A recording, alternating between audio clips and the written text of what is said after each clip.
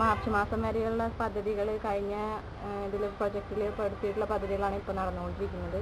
അത് പുതിയ പ്രൊജക്റ്റുകൾ വയ്ക്കുമ്പോൾ നമ്മൾ ഈ ഒരു പ്രശ്നം ഉന്നയിച്ചിട്ടുണ്ട്.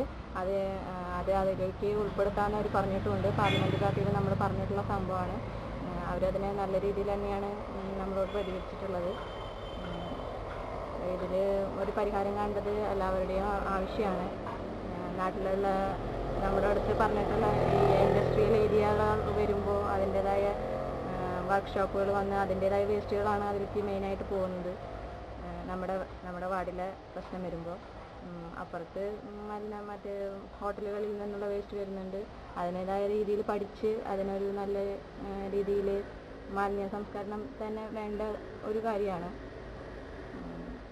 അതിനുള്ള പരിഹാരം എടുക്കാമെന്ന്, ശാശ്വതമായ പരിഹാരം എടുക്കാമെന്ന് നമ്മളോട് കൗൺസിൽ പാർലമെൻറ്റ് പാർട്ടിയിൽ നമ്മളോട് പറഞ്ഞിട്ടുണ്ട്.